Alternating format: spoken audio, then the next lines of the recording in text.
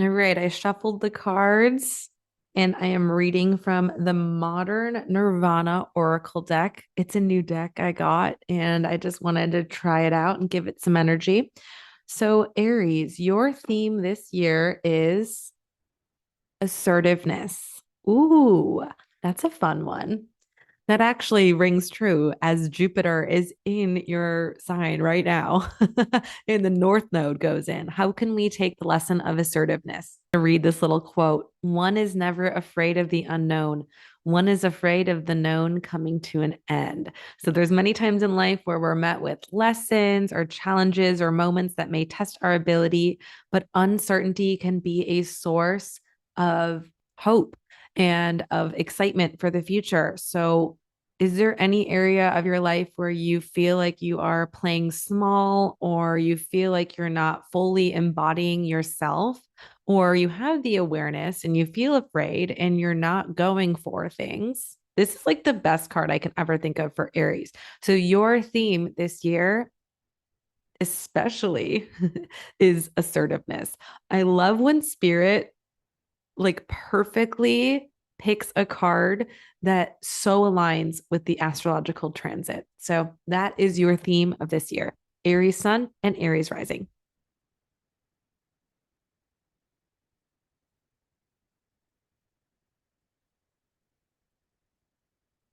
Taurus Sun and Taurus Rising, your card is emptiness. Okay, let's look into that. Emptiness. Sounds scary, but I'm sure it's expansive. So I really feel this card has a lot to do with not trying to fill up empty space with meaningless people, meaningless opportunities. Like if you're sitting idle at any moment, this is a time to actually look within, because as we did talk about already with your forecast of the year, I think I said something along the lines of like, are your relationships deep or are they kind of surfacey? And I think it's important for you to not just like fill up time with meaningless hobbies or things or people. So the card emptiness has to do with sitting with silence and being okay with knowing that the void might not be filled instantly, but it will be filled with meaningful people when it's meant to. So fill your cup up with things that you love and don't look elsewhere or outside yourself to fill the emptiness.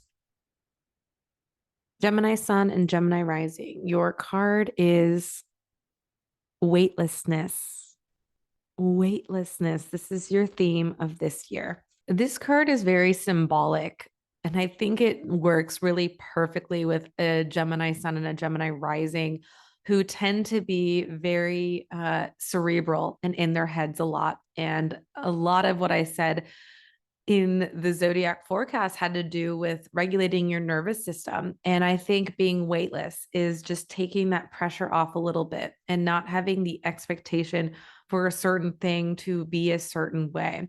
So when you're weightless, think about yourself floating in a body of water, how it feels to just sit there for a moment and just let the breeze take you where it needs to go. So I think this has a lot to do with really truly not feeling weighed down by anything, and knowing that the more you ease and take pressure off yourself and get into that relaxed state, that the more weightlessness is going to just kind of let things usher and change into you slowly. And it's going to feel like a really nice transition and shift and not feel like a heavy, clunky thing that's happening to you. Cancer Sun and Cancer Rising, I pulled for you friction. I don't know why I did that face. All of these cards are good meanings, but sometimes there's a little bit of wait before we find out what it really truly means.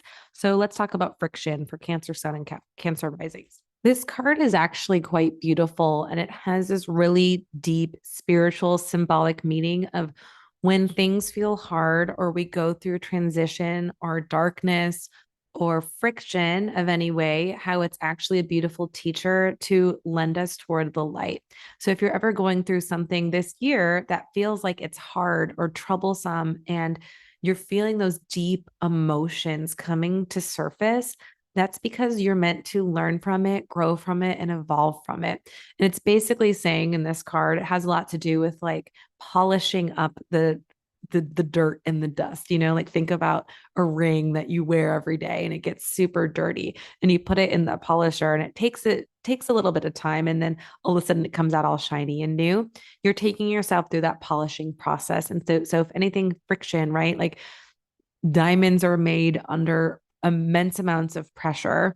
So it's basically saying that through that friction, through that rubbing of chaos or any type of emotional thing that you might feel, that you're budding and blossoming and evolving. And that's actually a beautiful, beautiful gift. Friction can be a force for freedom found through time and experience. I allow my inner and outer mirror to reflect authentic beauty amidst anything that is unclear and mysterious. Leo sun and Leo rising. I felt this pull. Let's see what this is. Ooh, it is upside down. Perception. Perception. Ooh, this is a really fun card about what you see is what you get, but also you have the right and the freedom to manifest anything that you want and build the life of your dreams, regardless of if anyone says that it's not practical.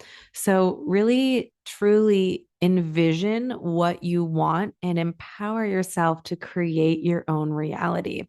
It says in the guidebook here, too, perception is not a reality, but rather our projection onto reality. So, give every single manifestation that you have a specific meaning.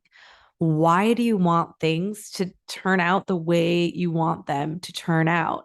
So when you're drafting a specific manifestation list, or maybe you're calling in like a partner, a job, a huge opportunity, get really clear on the why. And then I want you to really envision what it will feel like once you already have that thing. Perception. This is a beautiful card. And heck yeah, Leo sun and Leo rising. Virgo sun and Virgo rising. Okay, I felt that pretty strong. Liberation. Look how beautiful that card is. Liberation. Virgo sun and Virgo rising. This card is the gentle reminder to seek the unknown and get out of familiar things to liberate yourself from any type of stagnant energy that you feel. So this is that call to play, to explore, and to really be clear on what's not working, what doesn't feel good, and how can you liberate yourself from that. Sometimes you feel the chains on you and you're very aware of how you can make that change, and yet you're not stepping into that. So this is the card to be a signpost for, listen, insanity is doing the same thing and expecting different results. So the mantra in the guidebook is, it is my right to be liberated from that which limits my mind. I believe in freedom and I leave all limitations behind. Libra sun and Libra rising. Let's get you a fresh shuffle here. I'm feeling fresh shuffle for you. I'm going to put down my microphone so I can really shuffle these guys good. Loud. Oh, that feels good. Okay. This is an interesting one for Libra sun and Libra rising. It says maktub. Maktub. I hope I'm pronouncing that right. How cool. It has Mercury right there. Tube in Arabic translates to it is written, which means that there are some things that are just destined to happen. So, how can you go with the flow a little easier and surrender to the universe when things are happening to you, and knowing that life isn't all that complicated and that it doesn't need to be like an extra layer or an extra step. So the mantra that it says in the guidebook is, I flow with my fate. but also under my conscious freedom to mold, shape, and create every day of my life. I choose to be an architect of my experience and embrace wisdom of the mysterious and sacredness of the Creator's light. So I think that says in one way or another to let go of control. There's only so much you can do. Also, as I'm saying this, it is really cold in California and there is a bee that landed on the window. I haven't seen a bee in a few months, and it is raining here. So it kind of seems like a sign from a spirit messenger to look out for bees this upcoming year. It seems like it's some sort of divine angel or message. So pay attention to that. Scorpio sun and Scorpio rising. I just got a fresh shuffle here. Ooh, this card just jumped out at me. Kintasugi. I hope I'm pronouncing that right. Kintasugi. How cool is that? How cool is that? And this card really strongly popped out. Kintasugi is a Japanese art form, which means what is broken is repaired with precious metals such as gold, platinum, and silver. Ooh. So when we perceive something as broken, the initial shock of it is like, oh, it's no longer sacred to us. But then it's really about how to meld that together to make like something new.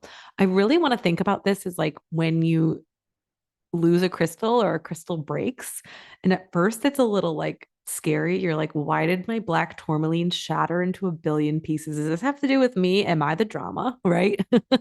But I think it has a lot to do with like that shattering is that shedding and that transformation and rebirth. And one, you get maybe a new stone. Which is great. Maybe you outgrew the old stone and it had its time. Or maybe you have 10 pieces of the one stone you loved and you can share it with family and friends. So the mantra for this card is I weld the pieces of my past back together with gold and stand in the presence of my work, an art to behold. What was no longer is and what will be is absolutely beautiful. That's great. I love that. Sag Sun and Sag Rising, this card just flew at me. Boat. The boat card. Wow, I can't even think of a better card for Sag Sun and Sag Rising. It has to do with traveling and traveling by water and having a fun experience. Right here in the guidebook, the mantra says, I trust the direction of the universe and maintain peaceful awareness through all of the conditions. Literally, Sagittarius Sun and Sagittarius Rising, all you've ever meant to do in this world is to believe and to trust and to lean on that muscle when you're feeling the intuitive hit to do something different, maybe something different than you've ever done before. So, definitely, regardless of any storm on the horizon, know that your boat is sturdy and that the waves and the wind are bringing you to a new direction and that there is a beautiful horizon ahead of you. Capricorn sun and Capricorn rising. It's just crazy. Like I'm feeling forgiveness. I pulled a few cards and like it's crazy. When I was pulling them, it like was heavy and it wouldn't let me pull the cards. So I kept on putting them aside. And this was the first card, but felt light and I was able to like pull it up. I don't know if you saw that.